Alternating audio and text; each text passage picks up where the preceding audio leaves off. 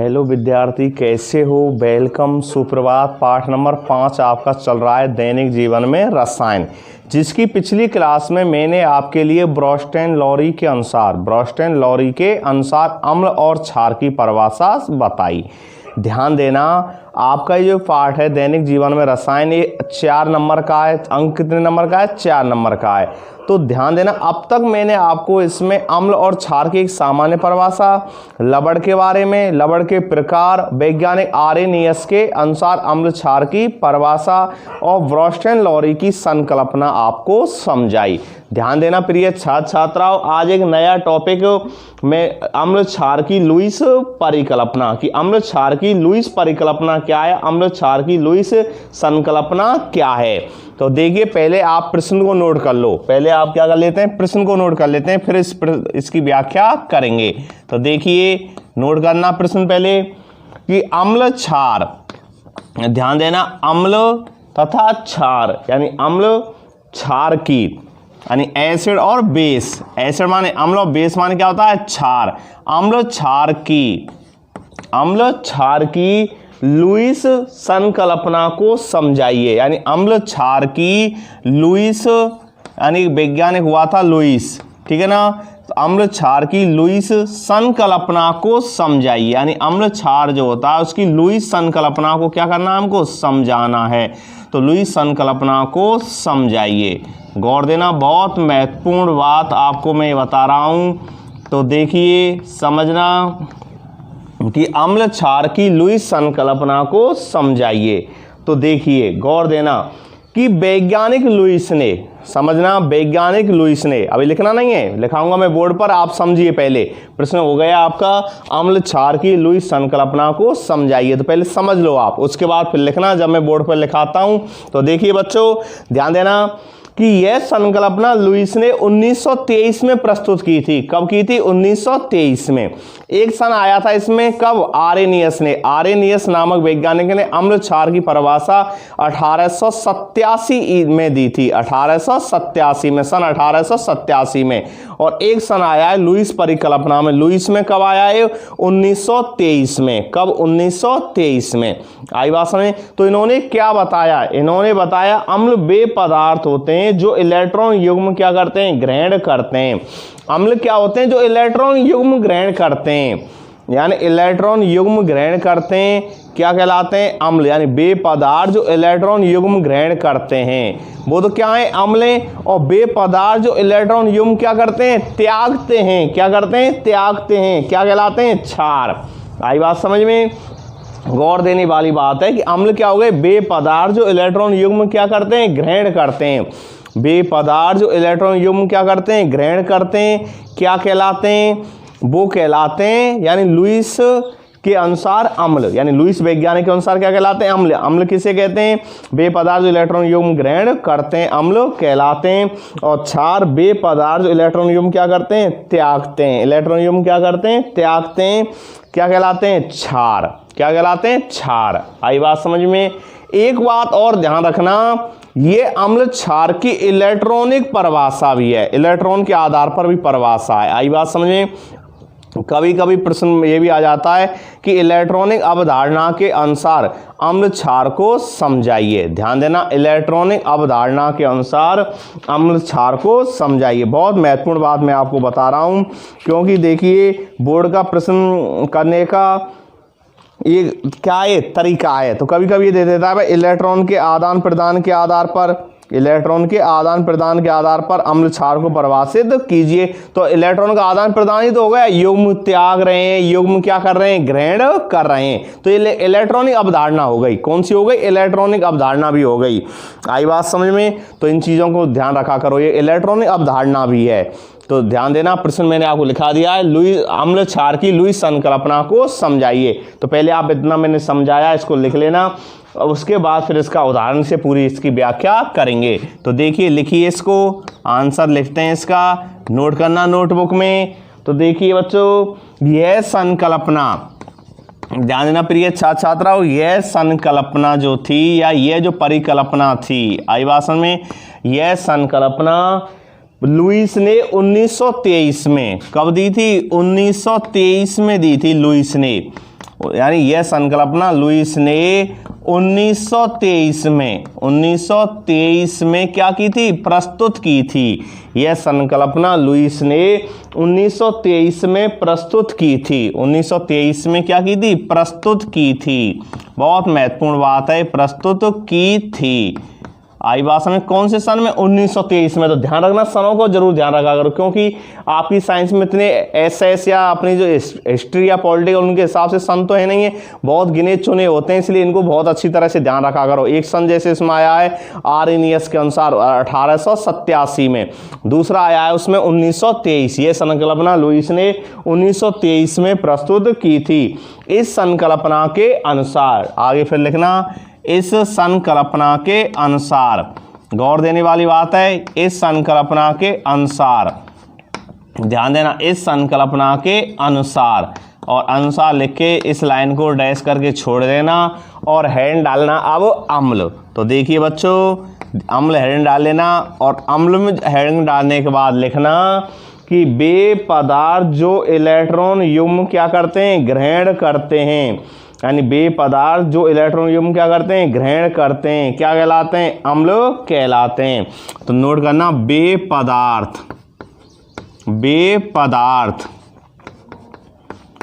पदार्थ जो इलेक्ट्रॉन युग्म, कैसे युग्म, इलेक्ट्रॉन युग्म, एक इलेक्ट्रॉन नहीं लेते हैं, युग्म मतलब जोड़ा, युग्म मतलब जोड़ा, यानी कितने युग्म लेते हैं, 2। तो वे पदार्थ जो इलेक्ट्रॉन युग्म ग्रहण करते हैं, यानी जोड़े के रूप में, तो वे पदार्थ जो इलेक्ट्रॉन युग्म ग्रहण करते हैं, इलेक्ट्रॉन युग्म क्या करते हैं, ग्रहण करते हैं, इलेक्ट्रॉन युग्म ग्रहण करते हैं। यानी युग्म मतलब जोड़ा होता है, यानी एक इलेक्ट्रॉन नहीं लेते हैं, कितने लेते हैं, 2 लेते हैं, क्यों, 2 का क्या होता है, एक जोड़ा बनता है। तो इलेक्ट्रॉन युग्म ग्रहण करेंगे, ना कि सिंगल, केवल एक नहीं करते हैं, इस चीज को भी ध्यान रखना। तो वे पदार्थ जो इलेक्ट्रॉन युग्म क्या करते हैं, ग्रहण करते हैं, क्या कहलाते हैं, अम्ल कहलाते हैं। क्या कहलाते हैं, अम्ल। तो नोट कर लेना, क्या कहलाते हैं, अम्ल कहलाते हैं, अम्ल कहलाते हैं, लिख लेना। और इसी तरह क्षार की डेफिनेशन लिख लेना, बेस की, क्षार को इंग्लिश में बेस कह देते हैं। तो देखिए, वे पदार्थ, यानी वे पदार्थ जो इलेक्ट्रॉन युग्म क्या करते हैं, त्यागते हैं, क्या करते हैं, त्यागते हैं। तो वे पदार्थ जो इलेक्ट्रॉन युग्म, वे पदार्थ जो इलेक्ट्रॉन युग्म, इलेक्ट्रॉन युग्म युग्म त्यागते हैं, यानी वे पदार्थ जो इलेक्ट्रॉन युग्म क्या करते हैं, त्यागते हैं, क्या कहलाते हैं, क्षार कहलाते हैं। क्या कहलाते हैं, क्षार। आई बात समझ में, क्या कहलाते हैं, क्षार, क्षार कहलाते हैं, यानी बेस कहलाते हैं। आई बात समझ में। तो ये 2 परिभाषा हो गई लुईस के अनुसार। एक बात मैं आपको ध्यान दिला देता हूं, समझा देता हूं कि ये वही लुईस हैं जिन्होंने अष्टक सिद्धांत दिया था 1916 में। यानी अष्टक सिद्धांत 9th में भी पढ़ाया है मैंने, आपको बताया है कि अष्टक सिद्धांत, अष्टक सिद्धांत क्या है कि बाह्यतम कोश में कम से कम, किसी जो तत्व उसके बाह्यतम कोश में कम से कम 8 इलेक्ट्रॉन होने चाहिए। कितने इलेक्ट्रॉन होने चाहिए, 8। ये अष्टक सिद्धांत है, उसका बाह्यतम कोश पूर्ण रूप से भरा हुआ होना चाहिए। तो ये कौन सा लुईस ने जो अष्टक सिद्धांत दिया था, वही लुईस हैं ये। 1923 में उन्होंने अम्ल क्षार की लुईस परिकल्पना दी। पूरा नाम है कॉन्सेल लुईस, जिन्होंने अष्टक सिद्धांत दिया था 1916 में। और अष्टक सिद्धांत में उन्होंने ये बताया था कि बाह्यतम कोश में कम से कम 8 इलेक्ट्रॉन होने चाहिए। यानी अष्टक नियम, अष्टक मतलब 8, तो बाह्यतम कोश में कम से कम 8 इलेक्ट्रॉन होने चाहिए, जिससे उसका कोश कैसा हो, पूर्ण रूप से भरा हुआ हो। 8 कम से कम, न्यूनतम 8 होने चाहिए। जैसे अब अपना सोडियम है, सोडियम का परमाणु क्रमांक कितना होता है, 11 है, तो क्या बनता है इलेक्ट्रॉन, यहाँ 2 8 ए। अब बाह्यतम कोश में कितना, 1 है, कितने कमी है, 7 की कमी है, तो वो क्या नहीं है, अष्टक का पालन नहीं कर रहा है, इसलिए क्या करता है, 1 को दान दे देता है। अब 1 को दान देता है, संख्या किस में आ जाती है, प्लस में आ जाती है। तो एनी संख्या किस में होती है, प्लस में। अब देखो क्लोरीन का परमाणु क्रमांक कितना होता है, 17, तो क्या बनता है, 2 8 और 7, 2 8 7। बाह्यतम कोश में कितने कमी है, 1 की कमी है, क्यों, कौन सा लुईस के अनुसार कितने होने चाहिए, 8 अष्टक सिद्धांत के अनुसार। तो कितने कमी है, 1 किसी से क्या कर लेगा, ग्रहण कर लेगा। मैंने कहा था आपके लिए 1 2 3 होते हैं तो क्या करते हैं, देते हैं, और 4 होता है तो क्या करते हैं, सहसंयोजक बंध बनाते हैं। 5, 6, 7 होता है तो क्या करते हैं, लेते हैं, और 8 होता है तो बाह्यतम कोष कैसा है, पूर्ण है। उनकी संयोजकता कैसी होती है, 0, जैसे 18वें वर्ग में होते हैं, जैसे हीलियम है, नियोन है, आर्गन है, जिनको हम क्रिप्टन या उत्कृष्ट गैसें कहते हैं, नोबल गैसों के नाम से भी जानते हैं। तो उनके बाह्यतम कोष पूर्ण रूप से क्या होते हैं, भरे हुए होते हैं, इसलिए जो अक्रिय गैसें भी बोलते हैं, क्योंकि ये कैसी होती हैं, किसी से क्रिया नहीं करती हैं, कि उनका बाह्यतम कोष पूर्ण रूप से भरा हुआ होता है।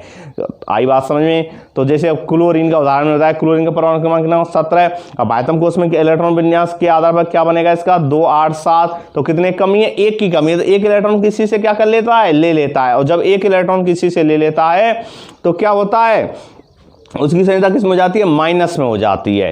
तो वही कौन सा लुईस है, अष्टक नियम। और यहाँ पर उन्होंने वही इस लुईस नामक वैज्ञानिक ने अम्ल क्षार की क्या दे दी थी, परिभाषा। अम्ल के बारे में बता दिया कि वे पदार्थ जो इलेक्ट्रॉन युग्म क्या करते हैं, ग्रहण करते हैं, क्या कहलाते हैं, अम्ल कहलाते हैं। और क्षार में बता दिया वे पदार्थ जो इलेक्ट्रॉन युग्म क्या करते हैं, त्यागते हैं, क्या कहलाते हैं, क्षार कहलाते हैं। यानी इलेक्ट्रॉन युग्म ग्राही अम्ल और इलेक्ट्रॉन युग्म दाता क्या कहलाते हैं, क्षार कहलाते हैं। ध्यान देना, इलेक्ट्रॉन युग्म ग्राही क्या कहलाते हैं, अम्ल, और इलेक्ट्रॉन युग्म क्या होते हैं, दाता क्या कहलाते हैं, क्षार। क्या कहलाते हैं, क्षार। अब एक उदाहरण से समझो, आप ध्यान देना, इसका एक उदाहरण है, यानी BF3 का मतलब है बोरोन ट्राईफ्लोराइड। बोरोन ट्राईफ्लोराइड लिख लेना, इसका नाम लिख देता हूं, बोरोन यानी क्या है इसका नाम, बोरोन। 3 इसमें लग, बोरोन ट्राईफ्लोराइड, F फ्लोरीन होता है, 3 जोड़े इसलिए बोरोन ट्राईफ्लोराइड, ब्रो यानी फ्लोराइड। आई बात समझ में। तो बोरोन ट्राईफ्लोराइड BF3, ठीक है ना, किससे क्रिया कर रहा है, अमोनिया से क्रिया कर रहा है, NH3 क्या होता है, अमोनिया होता है। क्या होता है, अमोनिया। तो देखिए समझना, और अभिक्रिया के बाद ये बना रहा है, ध्यान देना, अभिक्रिया के बाद बना रहा है यानी F3B, समझना इसको। और ये उपसय संयोजक का चिन्ह है, उल्टा किसका, उपसय संयोजक बंध बनाया है, और क्या हो गया, NH3। क्या हो गया, NH3। आई बात समझ में। तो बोरोन ट्राईफ्लोराइड जो है वो यानी क्या है, अमोनिया से क्रिया कर रहा है, और ये BF3 यानी अब, और उपसय संयोजक बंध है इनके मध्य में, उपसय संयोजक बंध का है, आई किसका चिन्ह है, उपसय संयोजक बंध का, और क्या है, अमोनिया। तो देखिए इस क्रिया में क्या है कि BF3 ने अपना अष्टक पूर्ण करने के लिए एक इलेक्ट्रॉन युग्म अमोनिया से ग्रहण कर क्या बनाया है, उपसय संयोग बंध बनाता है। अतः BF3 क्या है, अम्ल है, और अमोनिया क्या है, क्षार की तरह व्यवहार प्रदर्शित करता है। तो देखिए BF3 क्या है, अम्ल है, और अमोनिया क्या है, क्षार है। देखिए अमोनिया और ये अम्ल क्षार क्यों है, तो देखिए मैं इसकी थोड़ी सी विस्तार से व्याख्या करके आपको समझा देता हूं। ध्यान देना, इसको उतार लिखना तो बस इतना ही है, इतना ही लिखना है इसको बस, ठीक है ना। इसके नीचे जो 2 लाइन है पहले उनको लिखा देता हूं, उसके बाद फिर उसका पूरा विस्तार बताऊंगा, कैसे इसको अम्ल कह दिया और कैसे इसको क्षार कह दिया। तो पहले उन लाइनों को लिख लो आप, कि इस क्रिया में, ध्यान देना बच्चों, इस क्रिया में लिखना, प्रिय छात्र, इस क्रिया में BF3, इस क्रिया में BF3, समझना, BF3 ने अपना अष्टक पूर्ण करने के लिए, अपना अष्टक मतलब 8, अभी बता रहा था मैं अष्टक के बारे में, अष्टक पूर्ण करने के लिए, अष्टक पूर्ण करने के लिए, अष्टक पूर्ण करने के लिए इस क्रिया में BF3 ने, इस क्रिया में BF3 ने अपना अष्टक पूर्ण करने के लिए एक इलेक्ट्रॉन युग्म अमोनिया से, किससे, अमोनिया से, एक इलेक्ट्रॉन युग्म किससे, अमोनिया से, एक इलेक्ट्रॉन युग्म किससे, अमोनिया से, किससे लिया है, अमोनिया से लिया है। तो एक इलेक्ट्रॉन युग्म अमोनिया से ग्रहण कर, अमोनिया से क्या करके, ग्रहण कर, अमोनिया से ग्रहण कर कौन सा बंध बनाया है, उपसय संयोजक बंध। कैसा बंध बनाया है, उपसय संयोजक बंध। ग्रहण कर उपसय संयोजक बंध बनाता है, उपसय संयोजक,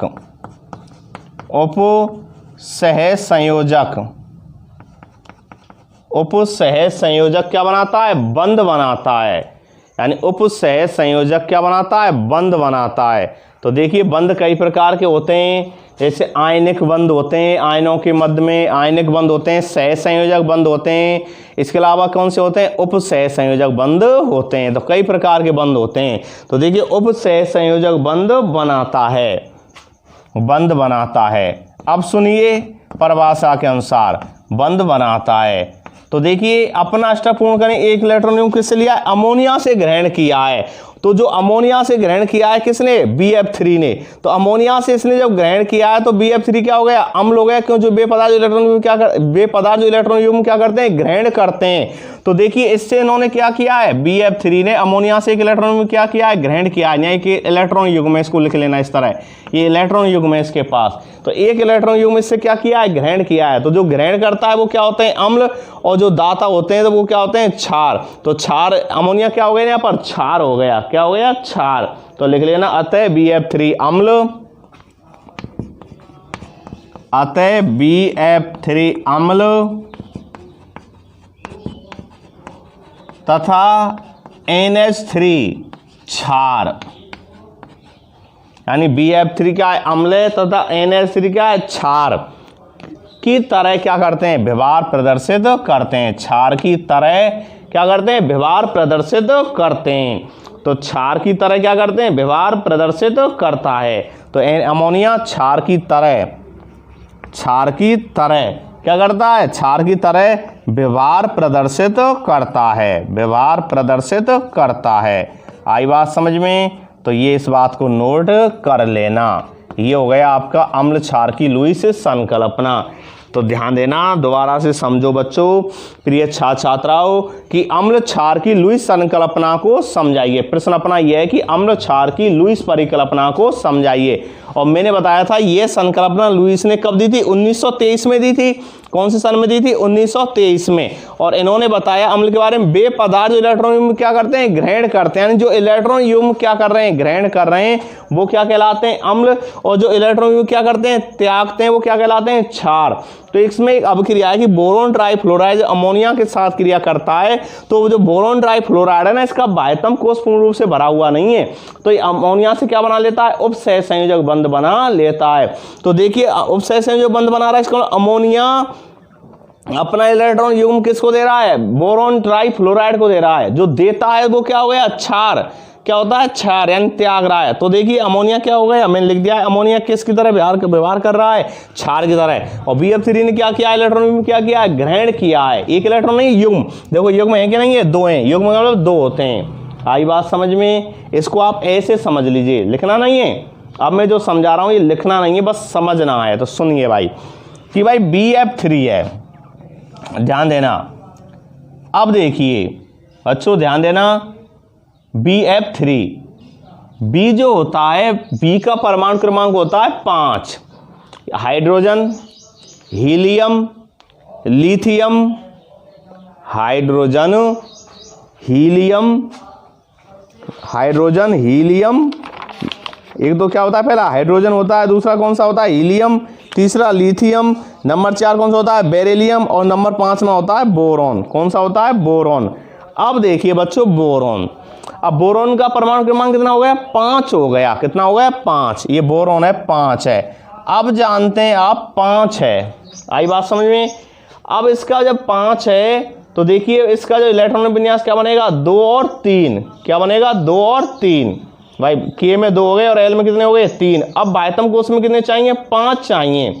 कितने चाहिए, 5। आई बात समझ, कितने चाहिए, 5।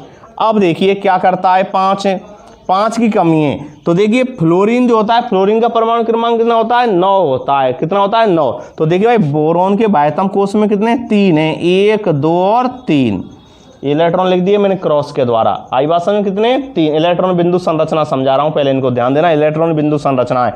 तो देखिए बाह्यतम कोष में कितने इलेक्ट्रॉन है, 3 है। परमाणु क्रमांक कितना है, 5 है। तो K में कितने हो गए, 2। तो जिसका कोष पूर्ण होता है उससे कोई मतलब नहीं होता है, 2 और 3। तो बाह्यतम कोष में कितने रह गए, 3 रह गए। 1, 2, 3।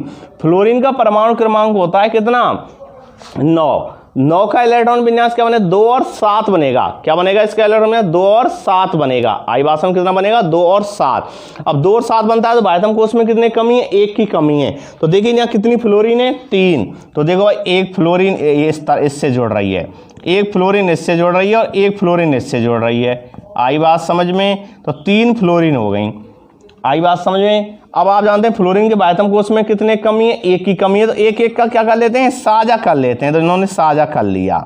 आई बात समझे, साझा कर लिया। आई बात समझे भाई। फ्लोरीन के बाह्यतम कोष में कितने 9, बाह्यतम कोष में 7 हैं, परमाणु क्रमांक 9 है, लेकिन बाह्यतम कोष में कितने 7 हैं कि 2 और 7। के में 2 हो गए और एल में कितने हो गए 7। कितने कमी है, 1 की। तो एक बोरोन के साथ क्या कर लेता है, संयोजन कर लेता है। आई बात समझ, संयोजन हुआ कि नहीं हुआ, संयोजन हो गया। अब देखिए सहसंयोजक बंध बना है, संयोजन हुआ है। तो अब देखिए कि उसमें दोनों का बराबर अधिकार होता है। देखो बोरोन यही तो है संपूर्ण, बोरोन का अणु यही तो हो गया संपूर्ण। अब देखिए इसके बाह्यतम कोष में कितने 1 2 3 4 5 6। कितने कमी है भाई, अभी कितने कमी है, 2 की कमी है। कितने कमी है, 2 की कमी है कि नहीं है, 2 की कमी है। अब देखो फ्लोरीन, फ्लोरीन के बाह्यतम कोष में कितने थे 7। एक से यहाँ साझा कर लिया तो कितने हो गए 8 हुए कि नहीं हुए। बाह्यतम कोष में भाई 6 रह गए, एक इधर फ्लोरीन का आ गया और एक बोरोन का आया, कितने हो गए 8। बाह्यतम कोष पूर्ण हुआ कि नहीं हुआ, बाह्यतम कोष पूर्ण हो गया। लेकिन अष्टक के अनुसार जो BF3 बना है इसके बाह्यतम कोष में बोरोन के कितने होने चाहिए, 8 होने चाहिए। भाई फ्लोरीन का स्वायत्त तो पूर्ण हो गया, क्योंकि फ्लोरीन के बाह्यतम कोष में कितने होते हैं 7, 1 से साझा हो गए, कितने हो गए 8 हो गए। लेकिन बोरोन के बाह्यतम कोष में कितने 3 और 3 से साझा हुआ है, कितने हो गए 3 और 3 कितने हो गए 6। फिर भी कितने कमी है, 2 की कमी है। अब 2 की कमी है। अब देखिए समझना कितने कमी है, 2 की, यानी 1 इलेक्ट्रॉन युग्म की कमी है। आई बात समझिए। अब देखिए अमोनिया, अमोनिया में समझिए आप क्या है NH3। N क्या होगा, नाइट्रोजन। नाइट्रोजन के बाह्यतम कोष में कितने होते हैं, बाह्यतम कोष में होते हैं 5, क्योंकि नाइट्रोजन का परमाणु क्रमांक होता है 7 होता है। समझना कितना होता है 7। तो क्या बनेगा इलेक्ट्रॉन, 2 इलेक्ट्रॉन विन्यास 2 और 5। कितना बनेगा, 2 और 5 बनेगा। आई बात समझे। बाह्यतम कोष में कितने होंगे, 5 होंगे। कितने होंगे, 5। आ रही बात समझे भाई। नाइट्रोजन का जो परमाणु क्रमांक होता है, यानी बोरोन, बोरोन के बाद कार्बन और कार्बन के बाद नाइट्रोजन, तो नाइट्रोजन का परमाणु क्रमांक कितना हुआ 7।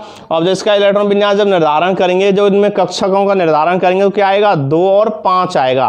तो बाह्यतम कोष में कितने 5 हैं, तो देखो 5 लिख लेना, 1 2 3 4 और 5 हुए कि नहीं हुए, 5 हो गए। अब देखिए कितने हाइड्रोजन जुड़े हुए हैं, हाइड्रोजन जुड़े हुए हैं अपने कितने 3। कितने जुड़े हुए हैं 3। तो देखो एक हाइड्रोजन ये जोड़ दिया, एक हाइड्रोजन इससे जोड़ दिया और एक हाइड्रोजन इससे जोड़ दिया, तो 3 हाइड्रोजन है कि नहीं। और आप जानते हैं हाइड्रोजन के बाह्यतम कोष में कितना होता है, 1 होता है, क्योंकि परमाणु क्रमांक ही 1 है। तो ये एक एक का साझा कर लेता है, इस तरह साझा कर लिया। देखना ये बिंदु जो मैं लगा रहा हूँ ये किसके हैं, हाइड्रोजन के। क्रॉस जो गुणांक चिन्ह लगाए किसके हैं, नाइट्रोजन के इलेक्ट्रॉन है। अब देखिए 8 हुए कि नहीं हुए समारोह, क्योंकि सहसंयोजक बंध है, सहसंयोजक बंध पर बराबर का अधिकार होता है दोनों का। तो देखो हाइड्रोजन के बाह्यतम कोष में कितने हो गए, 2 हो गए, 1 और 2। इससे हम देख लो 1 और 2, इसके में देख लो 1 और 2, क्यों पूरा गोला यही तो है, इस तरह पूरा गोला इस तरह आ रहा है कि नहीं है, पूरा गोला इस तरह है। तो देखिए इसके बाह्यतम कोष में कितने हो गए, 2 हो गए। तो इसका मतलब क्या हो गया, स्वायत्त कैसा हो गया, पूर्ण हो गया। अब ये तो पूर्ण हो गए। अब नाइट्रोजन की बात करते हैं, तो देखिए नाइट्रोजन गोला यही तो है पूरा इस तरह। अब देखो 8 है कि नहीं है, 1 2 3 4 5 6 7 और 8, कितने हो गए, 8 हो गए इसके बाह्यतम कोष में। इसका मतलब है अमोनिया की संरचना जो है वो पूर्ण रूप से कैसी है, सेटिस्फाइड है। लेकिन BF3 जो है बोरोन डाइफ्लोराइड है, इसकी संयोजकता पूर्ण रूप से सेटिस्फाइड नहीं है। इसकी संरचना जो है इलेक्ट्रॉन बिंदु संरचना पूर्ण रूप से सेटिस्फाइड नहीं है, क्योंकि बाह्यतम कोष में भी अब भी 2 इलेक्ट्रॉनों की यानी 1 युग्म की कमी है। 2 इलेक्ट्रॉन मतलब 1 युग्म की कमी है। तो ये क्या करते हैं, उपसहसंयोजक बंध बनाते हैं। और उपसहसंयोजक बंध क्या होता है, दाता से ग्राही की तरफ क्या होता है, तीर का चिन्ह होता है। ये दाता हो गए और ये क्या हो गया, ग्राही। तो दाता से ग्राही की तरफ तीर का चिन्ह होता है। और उपसहसंयोजक का मतलब है कि दोनों में उसकी काउंटिंग होती है, दोनों का उपसहसंयोजक बंध, यानी कुछ साझा है कुछ साझा नहीं है। यानी उप माने आधा, आधा आधा साझा है, तो वो इसमें भी काउंटिंग होते हैं और इसमें भी काउंटिंग होते हैं। तो इसलिए दाता से ग्राही की ओर, तो ये 2 इलेक्ट्रॉन जो हैं ये क्या है, युग्म है कि नहीं है, तो ये युग्म इसमें भी काउंट हो जाते हैं। तो इसी तरह से मैंने लिखा है बी यानी F3B, क्यों फ्लोरीन के बाध्यतम कोष तो कैसे हैं, पूर्ण है, लेकिन किसके नहीं है, बोरोन के नहीं है, किसके नहीं है, बोरोन के। इसलिए दाता यानी जो ये नाइट्रोजन है किसको दे रहा है, बी को दे रहा है, बोरोन को दे रहा है, ना कि फ्लोरीन को। तो फ्लोरीन का बाध्यतम कोष कैसा हो गया, पूर्ण हो गया, क्योंकि फ्लोरीन के बाध्यतम कोष में कितने होते हैं, 7, एक का साझा हो गया, कितने हो गए, 8 हो गए, आई बात समझ। लेकिन बोरोन के बाध्यतम कोष में कितने होते हैं, 3 होते हैं, और 3 फ्लोरीन जोड़ गए कितने हो गए, 6, फिर भी कितने कमी है, 2 की कमी है। तो दाता से ग्राही की तरफ, अब दाता कौन है यहाँ पर, युग्म कौन त्याग रहा है, अमोनिया, तो अमोनिया क्या हो गया, क्षार हो गया, यानी बेपदार्थ इलेक्ट्रॉन युग्म क्या करते हैं, त्यागते हैं, क्षार, तो अमोनिया क्या हो गया, क्षार। और ग्रहण कौन कर रहा है, BF3 बोरोन ट्राइफ्लोराइड, इसलिए बोरोन ट्राइफ्लोराइड क्या हो गया, अम्ल हो गया। तो दाता से ग्राही की तरफ, उपसह संयोजक बंध में दाता से ग्राही की तरफ तीर का चिन्ह लगाया जाता है। और उपसह संयोजक बंध जो होता है इसमें क्या होता है कि जो इलेक्ट्रॉन होते हैं उन क्या होते हैं, वो दाता से ग्राही की तरफ तीर के चिन्ह के द्वारा दर्शाए जाते हैं।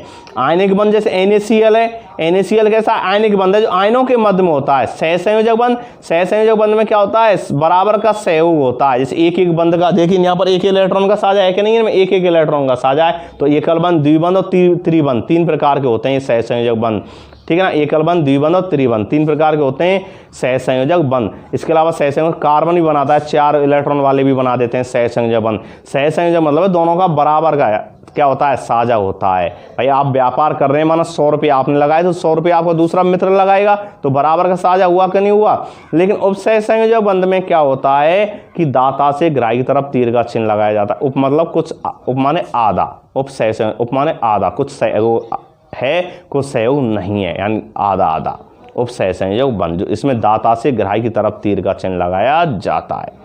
आई बात समझ में। तो ये हो गया उपसह संयोजक बंध के बारे में। लेकिन आप तो बस इतना समझो कि लुईस की अम्ल क्षार की परिकल्पना क्या है। तो देखिए, यानी उन्हें बताया बेपदार्थ इलेक्ट्रॉन युग्म क्या करते हैं, ग्रहण कौन कर रहा है, BF3 कर रहा है कि नहीं कर रहा है, BF3। भाई देखिए अमोनिया से BF3 ग्रहण कर रहा है कि नहीं कर रहा है, तो इसलिए BF3 क्या हो गया, अम्ल हो गया। और कौन दे रहा है, अमोनिया दे रहा है, तो वो क्या हो गया, क्षार। तो देखिए मैं बताया इस क्रिया में BF3 ने अपना अष्टक पूर्ण करने के इलेक्ट्रॉन युग्म किससे लिया, अमोनिया से ग्रहण कर उपसह संयोजक बंध बनाता है। तो कौन सा बंध है, उपसह संयोजक बंध। और उपसह संयोजक बंध जो होता है दाता से कहाँ होता है, ग्राही की तरफ होता है। अतः BF3 अम्ल है और अमोनिया क्या है, क्षार की तरह व्यवहार प्रदर्शित करता है। आई बात समझ में। अगला इसमें जो प्रश्न है वो है लुईस अम्ल और लुईस क्षार को परिभाषित कीजिए। लुईस अम्ल और लुईस क्षार किसे कहते हैं, तो इस प्रश्न के बारे में आपको समझा रहा हूं।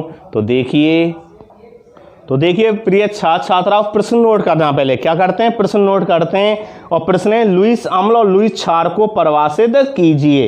या प्रश्न ऐसे भी आ सकता है लुईस अम्ल एवं लुईस क्षार को क्षार किसे कहते हैं। तो कैसे भी प्रश्न आ जाए तो लिखना, नोट करना, पहले प्रश्न लिखा देता हूं आपके लिए, तो नोट करना प्रश्न को। तो देखिए प्रश्न लिख के और नोट कर लेना कि लुईस अम्ल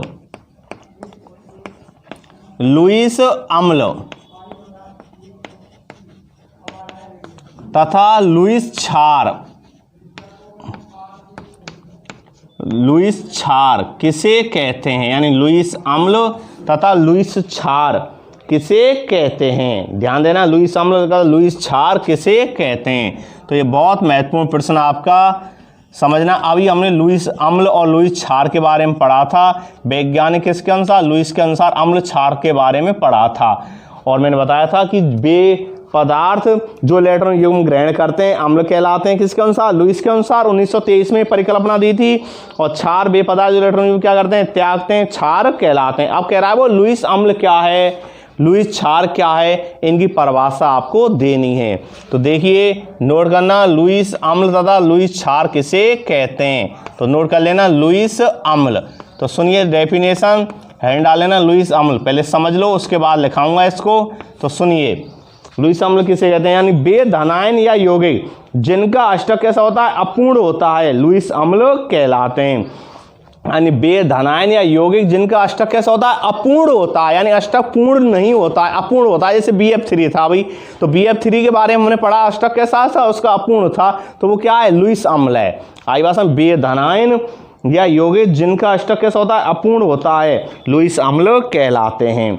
और लुईस क्षार क्या होते हैं? वे पदार्थ या जो पदार्थ इलेक्ट्रॉन युग्म क्या करते हैं? त्यागते हैं, या इलेक्ट्रॉन क्या होते हैं? धनी होते हैं, या इलेक्ट्रॉन का एकांकी युग्म रखते हैं, लुईस क्षार कहलाते हैं। जैसे अभी अमोनिया के बारे में एकांकी युग्म था कि नहीं था?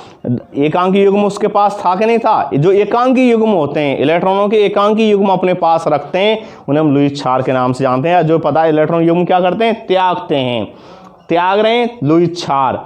और जिनका अष्टक कैसा होता है? अपूर्ण होता है, लुईस अम्ल। तो लिख लो, नॉर्मल परिभाषा है दोनों की। तो देखिए, वे धनायन, नोट करना प्रिय छात्र छात्राओं, वे धनायन, वे धनायन, आई भाषण, वे धनायन या यौगिक, वे धनायन या यौगिक,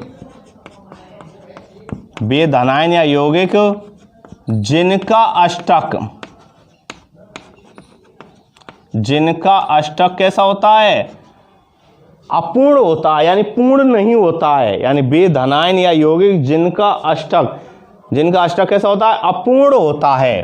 तो लिखना कैसा होता है? अपूर्ण होता है,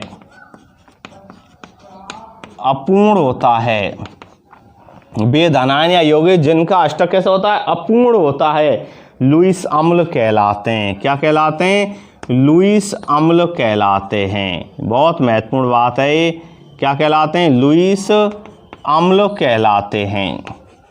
बेधनायन या यौगिक जिनका अष्टक अपूर्ण होता है, लुईस अम्ल कहलाते हैं। क्या कहलाते हैं? लुईस अम्ल कहलाते हैं।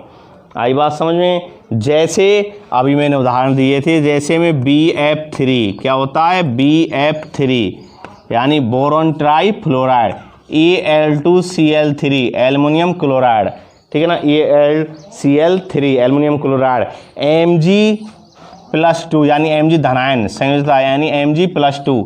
इसके अलावा Cl यानी वो Na+ यानी सोडियम धनायन, सोडियम धनायन आदि, धनायन है ये, सोडियम धनायन। तो इनका अष्टक कैसा? अपूर्ण है। अपूर्ण क्यों है? क्योंकि इन्होंने क्या किया? एक इलेक्ट्रॉन क्या कर दिया? दान दे दिया है। भाई 11 होता है परमाणु क्रमांक, अब एक इलेक्ट्रॉन दान दे दिया तो क्या हो गया? संयोजक किसमें हो गई? प्लस में। तो अपूर्ण है इनके, सबके अष्टक कैसे? अपूर्ण होते हैं। तो भाई देखिए, Mg भी तो क्या करता है? Mg का परमाणु क्रमांक कितना होता है? 12 होता है, 2 8 2, 2 इलेक्ट्रॉन क्या करता है? दान में देता है, तब जाकर अपना अष्टक क्या करता है? अपूर्ण करता है। तो धनायन है कि नहीं? तो धनायन है। बेधनायन या यौगिक जिनका अष्टक कैसा होता है? अपूर्ण होता है, लुईस अम्ल कहलाते हैं। आई बात समझ में? या ध्यान देना, इलेक्ट्रॉन की कमी वाले, इलेक्ट्रॉन की कमी वाले यौगिक अम्ल का कार्य करते हैं, यानी इलेक्ट्रॉन की कमी वाले। और तो इनके सबके बाह्यतम कोश में इलेक्ट्रॉन क्या है? कमी है। तो किसका कार्य करते हैं? वो लुईस अम्ल का कार्य करते हैं। या बेधनायन या यौगिक जिनका अष्टक कैसा होता है? अपूर्ण होता है, क्या कहलाते हैं? लुईस अम्ल कहलाते हैं। अब है आपका क्षार। क्या है? क्षार। आई बात समझ में? अब लुईस क्षार क्या हो गए? लुईस क्षार हो गए। ध्यान देना, समझना, लुईस क्षार और लुईस क्षार के बारे में लिखना। ये महत्वपूर्ण बात है लुईस क्षार में कि जो पदार्थ इलेक्ट्रॉन युग्म क्या करते हैं? त्यागते हैं। जैसे अभी मैंने पहले उदाहरण बताया था, अमोनिया ने त्यागा था। तो देखिए, बेपदार्थ यानी जो बेपदार्थ, जो पदार्थ लिखना, जो पदार्थ इलेक्ट्रॉन युग्म क्या करते हैं? त्यागते हैं। एक इलेक्ट्रॉन नहीं, युग्म त्यागते हैं, जोड़े के रूप में त्यागते हैं। बेपदार्थ, जो पदार्थ इलेक्ट्रॉन युग्म क्या करते हैं? त्यागते हैं, इलेक्ट्रॉन युग्म त्यागते हैं। यानी बेपदार्थ या जो पदार्थ इलेक्ट्रॉन युग्म क्या करते हैं? त्यागते हैं। या इलेक्ट्रॉन धनी, या इलेक्ट्रॉन धनी, या इलेक्ट्रॉन धनी, या इलेक्ट्रॉन धनी त्यागते हैं, या इलेक्ट्रॉन धनी, या इलेक्ट्रॉन धनी, अथवा इलेक्ट्रॉन, अथवा इलेक्ट्रॉन, या इलेक्ट्रॉन, या अथवा इलेक्ट्रॉन का एकांकी युग्म, एकांकी युग्म, जो पदार्थ इलेक्ट्रॉन युग्म त्यागते हैं, या इलेक्ट्रॉन धनी अथवा इलेक्ट्रॉन का एकांकी युग्म रखने वाले, एकांकी युग्म रखने वाले पदार्थ, एकांकी युग्म रखने वाले पदार्थ, एकांकी युग्म रखने वाले पदार्थ, पदार्थ क्या कहलाते हैं? पदार्थ लुईस रखने वाले पदार्थ क्या कहलाते हैं? लुईस क्षार कहलाते हैं। क्या कहलाते हैं? लुईस क्षार कहलाते हैं। रखने वाले पदार्थ लुईस क्षार कहलाते हैं। आई बात समझ में? तो ध्यान देना, लुईस क्षार किसे कहते हैं? जो पदार्थ इलेक्ट्रॉन युग्म त्यागते हैं या इलेक्ट्रॉन धनी अथवा इलेक्ट्रॉन का एकांकी युग्म रखने वाले पदार्थ लुईस क्षार कहलाते हैं। आई बात समझ? क्या कहलाते हैं? लुईस क्षार कहलाते हैं। ठीक है ना? आई बात समझ में? और सामान्यतः कैसे होते हैं? ऋणायन होते हैं। सामान्यतः कैसे होते हैं? ऋणायन होते हैं। इस बात को भी लिखना, सामान्यतः कैसे होते हैं? ऋणायन होते हैं। यानी संयोजकता किसमें होती है? इनकी माइनस में होती है। सामान्यतः ऋणायन होते हैं। सामान्यतः ऋणायन होते हैं। जैसे अभी मैंने बताया कौन कौन से हैं लुईस क्षार। एक उदाहरण मैंने अभी दिया था, कौन सा हो गया? अमोनिया हो गया। तो देखिए अमोनिया क्या रखता है? एक इलेक्ट्रॉन युग्म रखता है। अमोनिया के पास क्या है? एक इलेक्ट्रॉन युग्म है। तो इलेक्ट्रॉन युग्म को इस तरह दर्शा देना, दो बिंदियों के द्वारा। इलेक्ट्रॉन युग्म है इसके पास एक। ठीक है ना? आई बात समझ? इसके अलावा क्या होता है? क्लोरीन। क्लोरीन भी क्या ऋणायन है, परमाणु क्रमांक 17 होता है। मैंने अभी बताया था 2 8 7। OH है, OH का मतलब हाइड्रोक्सिल आयन है। हाइड्रोक्सिल आयन OH, वैज्ञानिक आर्यनियस ने बताया था OH हाइड्रोक्सिल आयन या हाइड्रोक्साइड आयन। तो इसकी संयोजकता भी किसमें होती है? माइनस में। तो देखिए सामान्य ऋणायन है कि नहीं है? या इलेक्ट्रॉन युग्म क्या करते हैं? त्यागते हैं। या इलेक्ट्रॉन क्या होते हैं? धनी होते हैं। यही क्या कहलाते हैं? लुईस क्षार कहलाते हैं। तो दोनों परिभाषाओं लिख लेना। लुईस अम्ल किसे कहते हैं? बेधनायन, जो यौगिक बेधनायन या यौगिक जिनका स्ट्रक्चर कैसा होता है? अपूर्ण होता है, लुईस अम्ल कहलाते हैं। और लुईस क्षार जो पदार्थ इलेक्ट्रॉन युग्म त्यागते हैं, लुईस या इलेक्ट्रॉन धनी अथवा इलेक्ट्रॉन का एकांकी युग्म रखने वाले पदार्थ लुईस क्षार कहलाते हैं। सामान्यतः कैसे होते हैं? ऋणायन होते हैं। इस प्रकार अम्ल और क्षार की केवल H आयन और OH आयन युक्त पदार्थ ही नहीं होते हैं। इन संकल्पनाओं के आधार पर हाइड्रोजन रहित पदार्थों के अम्लीय व क्षारीय गुणों की भी व्याख्या की जा सकती है। किन के आधार पर? लुईस के अनुसार, ब्रोस्टेन लॉरी के अनुसार। केवल वे पदार्थ नहीं जो H आयन देते हैं और OH आयन देते हैं वो ही अम्ल क्षार हैं। इसके अलावा और भी पदार्थ होते हैं जिनको इलेक्ट्रॉन के आधार पर, यानी इलेक्ट्रॉन युग्म के आधार पर जो इलेक्ट्रॉन युग्म क्या कर रहे हैं? ग्रहण कर रहे हैं, अम्ल हैं, त्यागते हैं, क्या हैं? क्षार हैं। इसके अलावा ब्रोस्टेन लॉरी के अनुसार जो बे अम्ल जो प्रोटॉन क्या होते हैं? दाता होते हैं, क्या कहलाते हैं? अम्ल। जो पदार्थ प्रोटॉन दाता होते हैं क्या कहलाते हैं? अम्ल। और वो प्रोटॉन ग्राही होते हैं क्या कहलाते हैं? क्षार। आई बात समझ में? तो अब तक आपकी 4 डेफिनेशन हो गई है भाई। अम्ल क्षार की सामान्य परिभाषा हो गई। अम्ल स्वाद में कैसे होते हैं? खट्टे। और क्षार स्वाद में कैसे होते हैं? कड़वे। अम्ल क्या होते हैं? अम्ल मैंने बताया था कि अनीला। अम्ल नीले लिटमस पत्र को लाल कर देते हैं। और क्षार जो होते हैं ये क्या होते हैं? लाल लिटमस पत्र को नीला कर देते हैं, छालाने। इसके अलावा मैंने आपको बताया था आर्यनियस के अनुसार, आर्यनियस ने बताया था कि वे पदार्थ जो जलीय विलयन में H आयन देते हैं अम्ल कहलाते हैं। वे पदार्थ जलीय विलयन में OH आयन देते हैं क्या कहलाते हैं? क्षार कहलाते हैं। आई बात समझे? इसके अलावा यानी ब्रोस्टेन लॉरी के अनुसार अम्ल क्या होते हैं? प्रोटॉन दाता होते हैं। जो प्रोटॉन दाता होते हैं क्या होते हैं? अम्ल कहलाते हैं। और जो प्रोटॉन क्या होते हैं? ग्राही होते हैं, क्या कहलाते हैं?